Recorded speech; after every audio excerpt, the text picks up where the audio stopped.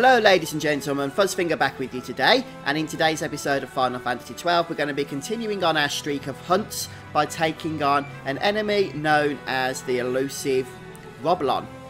So fire your way over to the Nabilno Fortress, or whatever it's called, this place where I'm at here, and we'll get started.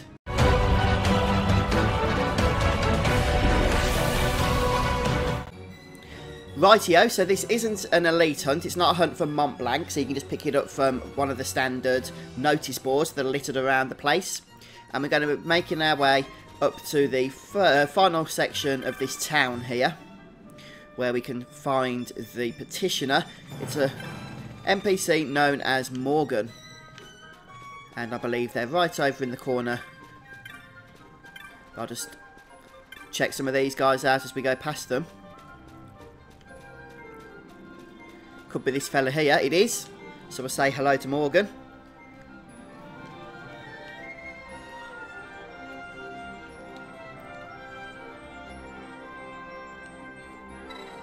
So this hunt is for a mark that is a golem type creature apparently. And Morgan wants us to go and bring peace to his little area of the world. And Roblon is the name of the game.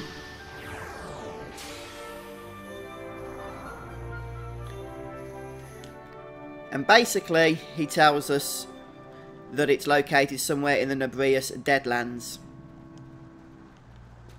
So we're going to start making our way over, and hopefully we'll find the fiend quite quickly. Although it can be a bit of a nuisance, this one, so be warned.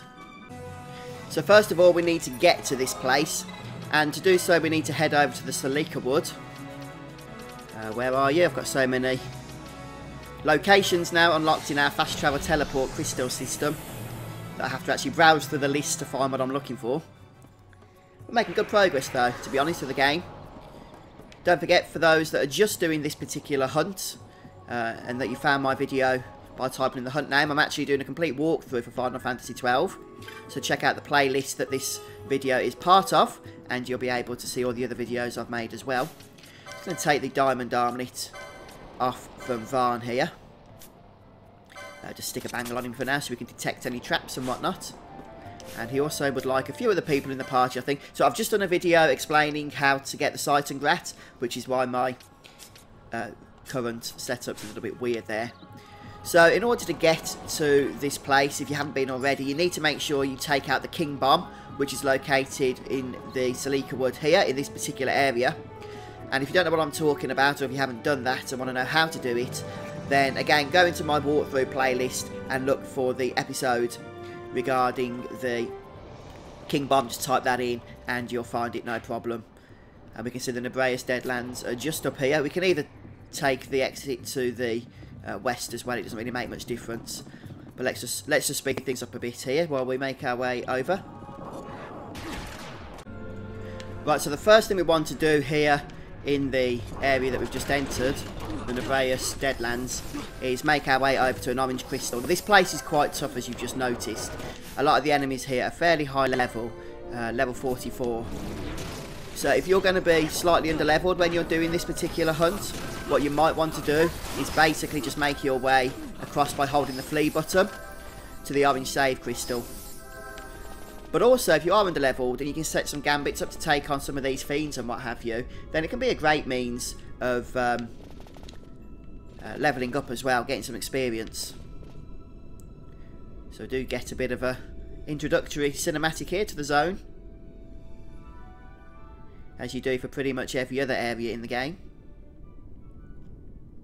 I'm not going to be exploring this area in its entirety at the moment.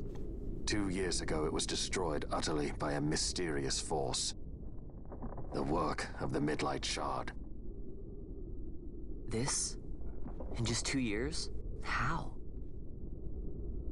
As the Dawn Shard brought down the Leviathan and her fleet, a fell mist spilled forth. It is like the same thing happened here.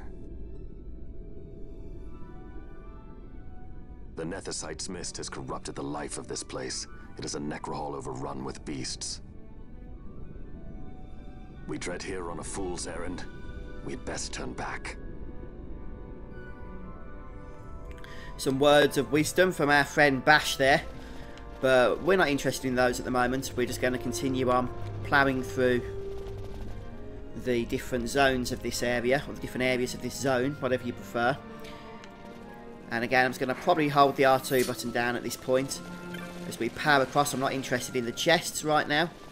Oh, bloody disease. Disease can only be removed with either cleanse, which you might have if you've been following my walkthrough. One of the previous hunts, we did collect that as a reward, or with remedy rank 3. So I'm just going to use remedy rank 3 for now, which Varn does have. Right, so from here, you just want to try and avoid the traps again. The one problem with the increased speed, isn't it, is the extra traps you have to deal with. Well, not the extra traps, but the actual ability in, you know, getting past them and that without triggering them. Grab this chest since it's right here. Woo, another trap. Just escape. I'm trying to show you the path more than anything here. Now, there is a hidden path that takes us to the hunt itself. But before we do that, we are going to trigger the orange save crystal. Slow down, Van. Calm down. Calm down a minute. I don't know where that treasure chest has gone. I'm not going to worry about it. Heading to the next area here. And there's that lovely orange save crystal, so we can teleport back here any point now we wish to do so in the future. Though we do have to kill it first. I did forget it was a crystal bug. I apologise. So we need to take it out before we can go ahead and use it. On second thoughts, good luck with that, because I got obliterated by that crystal bug. It kept healing. It's not actually essential, though, by any stretch of the imagination. So don't worry too much about whether you can take it out or not. What you do need to do, though, is just double check your setup for the mark.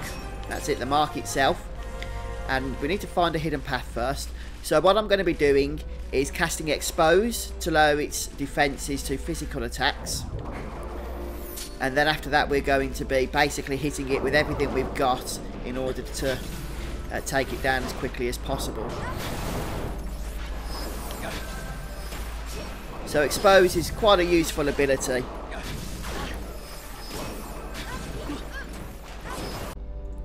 Anyway, at the side of this rock here, where the map shows there's a dead end, there's actually a secret path you can traverse down. And head over to the left, and this will take you into a secret area called the Fog Matters. And from here, we're just going to make our way around. Oh, okay, I'm just going to escape from this point, from the other battles. And into the next area. Oh, bloody disease again. Those darn traps don't half creep up on you. So I said Varn has Remedy Law 3, but it's actually Bal 3 out on my particular party setup. Obviously on yours it might be somebody else. But you can see the mark is just up ahead. Well, you know, to the west of us. So we're better off just making our way through some of these other enemy encounters first.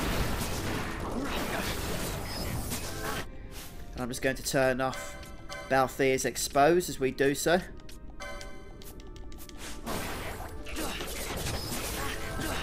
Since these guys can creep up on you, as you can see, and dish out the damage. So try and stay. Right, so after clearing the initial round of dead bones, we can take on the mob itself, the mark itself, and just be aware that it can spawn more of these guys when you're fighting it. And they are a bit challenging because of the numbers that they spawn in. The good news is that basically you can build up some really nice chains that will actually allow you to heal up by collecting the few bits that you can collect from them, the treasure spawns and whatnot. So just be careful clearing up to this guy, because those dead bones summon all over the place, which can be really, really harsh to deal with. And then you're going to want to make sure, obviously, that you stay nicely healed up and start casting Expose on this guy until you're actually doing a nice amount of damage as well. And just try and cast slow on him as well, because if you can keep slow going, then you should be laughing, really. Just stay on top of that health, and be careful because he does like to drain your party members' MP, as you can see here, so you might want to resort to using Gex potions and whatnot. I'll just check that I do have those set up. Yes, I do, except I'm going to change that to 40% for now. Not sure I've actually got some as well. Could very well have used them all by this point. I thought I bought 99 of them. Oh yeah, I've got 78 left. So Balthea's going to be casting Expose, while we hopefully take care of these ads. And the ads themselves will actually heal you up if you can get the chain high enough. And since you've killed loads of them up until this point, you should be able to build that chain up quite nicely. So yes, this guy's annoying, but a bit of preparation should see you through. Getting rid of the ads was the painful thing, but I have actually got a nice little routine going on here. Although it does involve having to spam X potions, mainly because Fran's MP is constantly running out. So make sure as well you dispel these guys. I might have turned her dispel thing off. I know she's healing at the moment. So as you can see, as long as you dispel their protects, they do drop down quite quickly. It's that MP drain that's going to hurt you. But try and get these chain going. I didn't get any heals off that one, unfortunately, which was annoying. But I want to try and swap Fran out for Ash, to be honest, so she can start doing some healing. What I've just gone and done there in the Gambit system is changed it so that hopefully they'll ignore these and just start hitting the actual boss itself. Although it doesn't seem to be happening at the moment. Let me just see what I've done wrong there. We've got 10,000 health compared to, well, over 100,000, trust me on that. So if we go to Gambits, highest max health, attack, highest max HP attack. So we should be attacking the boss in a moment or two. And hopefully we'll take him out now. I might just keep Balthea exposing though for a little bit because his defences are so high.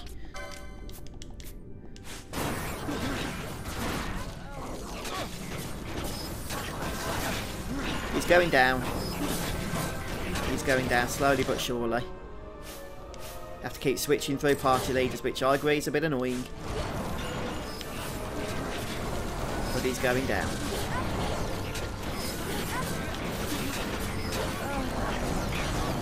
Oh, this is tight. Everyone's like dead, alive, dead, alive.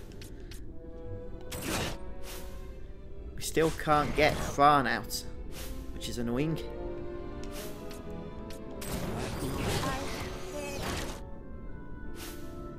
To slow things down a touch.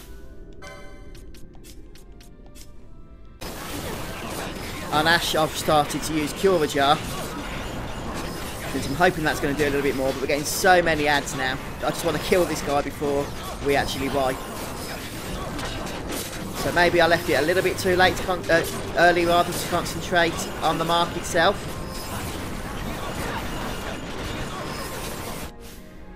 I'm going to switch back now as well. I'm hoping that its defence has been lowered enough to just attacking. Come on. It must have an inkling of health left. Since it's only got such a small amount of health left now, I'm going to try and finish off with a quickening chain. I don't know how many characters will be involved in this quickening chain or what. But hopefully at least one or two. Ah, one. Nope, none, because Balthea is dead. This is ridiculous. Dear, dear. I just want to get one quickening chain off and then I'll be happy, because I think we'll do it. But with more than one character if possible. Come on, come on, come on, come on, come on! No!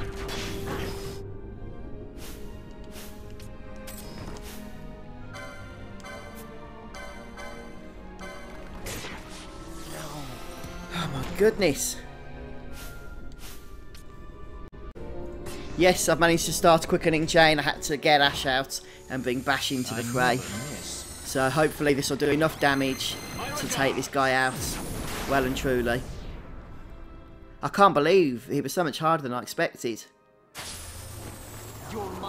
But there we go, you see, you never know what to expect, do you? And my main problem was, I think, again, a little bit presumptuous on the ads and going all out on the boss, and they kept spawning even though he still had a little bit too much health left. But this quickening chain should see us through. I never miss. If we can get a good one going anyhow. And you never know, maybe if the boss doesn't die, it will kill a few of the ads off anyway. Oh man.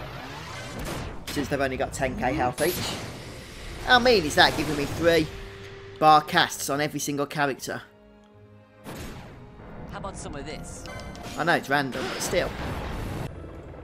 Right, we're finishing off now with a torrent, so please let this be enough to do a nice amount of damage here. Quickening chains are a good failsafe to use when all things are going wrong. Have we done it? We've done it! We've done it! Roblon has been vanquished. Wonderful stuff. Oh, that makes me happy. The fact that all these guys are still around, though, doesn't make me that happy. So let's just flee out of this area. Make our way back to the petition. Honestly, due to the strength of the ads, I was probably a little bit underleveled, all things considered, for that fight. So if you are going to struggle with it, or if you are struggling with it, and are just going to pull your hair out, then just come back once you've leveled up a little bit. If you can kill those ads faster than I was able to kill them, then that fight should be a lot easier. But it's just being able to stay on top of all the healing and that's necessary. So if those ads drop down, then that healing becomes a little bit easier. Anyway, let's go and tell Morgan the good news. See how much he appreciates it. Oh, wonderful.